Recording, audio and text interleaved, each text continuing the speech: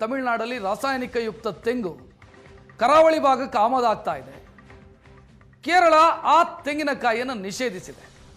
ಈಗ ಬೆಲೆ ಕುಸಿತ ಆಗಿರೋದ್ರಿಂದ ರೈತರು ಸಂಕಷ್ಟ ಪಡ್ತಾ ಇದ್ದಾರೆ.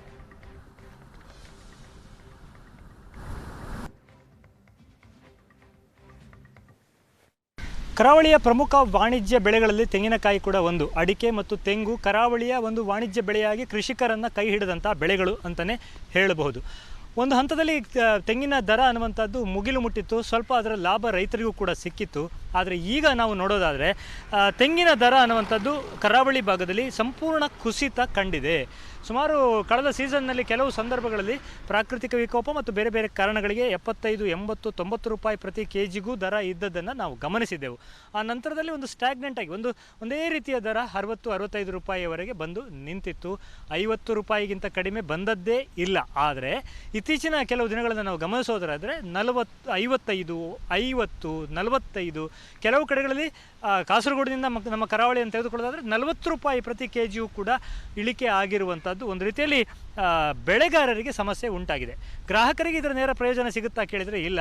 ಮಧ್ಯವರ್ತಿಗಳ ಕಾಟ, ಮಧ್ಯವರ್ತಿಗಳು ಹೆಚ್ಚು ಲಾಭಾಂಶವನ್ನು ಇಟ್ಟುಕೊಂಡು ರೈತರಿಗೆ ಕಡಿಮೆ ಹಣವನ್ನು ಕೊಟ್ಟು ಒಂದು ರೀತಿಯಲ್ಲಿ ದರ ಕುಸಿತಕ್ಕೆ ರೈತರಿಗೆ ನಷ್ಟ ಆಗುವುದಕ್ಕೆ ಕಾರಣ ಆಗಿದ್ದಾರೆ.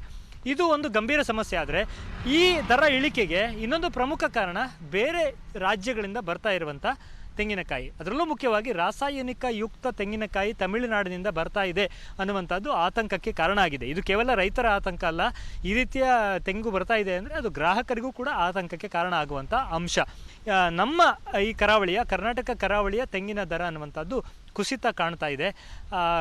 ಕೇವಲ ತೆಂಗು ಮಾತ್ರ ಅಲ್ಲ, ತೆಂಗಿನ ಎಣ್ಣೆ ಇರ್ಬೋದು, ಬೇರೆ ಬೇರೆ ಉತ್ಪನ್ನಗಳಿರ್ಬೋದು, ಪ್ರತಿಯೊಂದರ ಮೇಲೂ ಕೂಡ ಈ ಒಂದು ದರ ಇಳಿಕೆಯ ಪರಿಣಾಮವನ್ನು ನಾವು ಕಾಣಬಹುದು.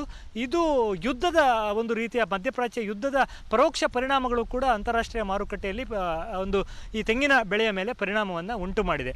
ಅದೂ ಕೂಡ ಅಂದರೆ ಬೇರೆ ಬೇರೆ ದೇಶಗಳಿಗೆ ರಫ್ತಾಗುವಂಥ ಭಾಗವನ್ನು ನಾವು ತೆಗೆದುಕೊಂಡ್ರೆ ಅಲ್ಲೂ ಕೂಡ ಒಂದು ಏರಿಳಿಕೆ ಉಂಟಾಗಿರುವುದರಿಂದ, ಬೇಡಿಕೆ ಕಡಿಮೆ ಆಗಿರುವುದರಿಂದ ಮತ್ತು ಇಲ್ಲಿ ಲಭ್ಯತೆ ಜಾಸ್ತಿ ಆಗಿರೋದ್ರಿಂದ, ಮುಖ್ಯವಾಗಿ ತಮಿಳುನಾಡಿನ ರಾಸಾಯನಿಕಯುಕ್ತ ಬರ್ತಾ ಇರುವಂಥದ್ದು ತೆಂಗಿನಕಾಯಿ ಬರ್ತಾ ಇರುವಂಥದ್ದೇ ಒಂದು ಆತಂಕದ ಮೂಲ ಕಾರಣ ಅಂತೇಳಿ ಹೇಳ್ಬೋದು.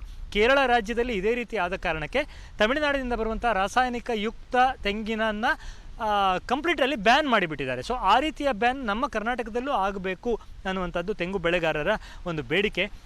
ಯಾಕಂದರೆ ಲಾಭ ಇದ್ದಾಗ ಇಳುವರಿ ಕಡಿಮೆ ಇತ್ತು, ಈಗ ಇಳುವರಿ ಸ್ವಲ್ಪ ಇದೆ ಅನ್ನುವಾಗ ಲಾಭಾಂಶ ಕಡಿಮೆ ಆಗಿದೆ. ಒಟ್ಟು ರೈತರಿಗೆ ಸಂಕಷ್ಟವೇ ಸಂಕಷ್ಟ ಅಂತೇಳಿ ಹೇಳ್ಬೋದು.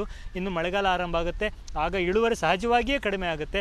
ಸೊ ಒಂದಿಷ್ಟು ಸಂಪಾದನೆ ಮಾಡಿಕೊಳ್ಳೋಣ ಅನ್ನುವ ಹಂತದಲ್ಲಿ ತಮಿಳುನಾಡಿನ ತೆಂಗಿನಕಾಯಿ ಬಂದು ಎಲ್ಲ ಬಣ್ಣ ಮಸಿನುಂಗಿತ್ತು ಅನ್ನೋ ಹಾಗೆ ಆ ರೀತಿಯ ಒಂದು ಸಂಕಷ್ಟ ಸ್ಥಿತಿಯಲ್ಲಿ ಕರಾವಳಿಯ ತೆಂಗು ಬೆಳೆಗಾರರು ಇದ್ದಾರೆ. ಉಡುಪಿಯಿಂದ ಕ್ಯಾಮ್ರಾಮನ್ ನರೀಶ್ ಜೊತೆಗೆ ಶಶಿಧರ್ ಮಾಸ್ತಿಬೈಲು, ಏಷ್ಯಾನೆಟ್ ಸುವರ್ಣ ನ್ಯೂಸ್.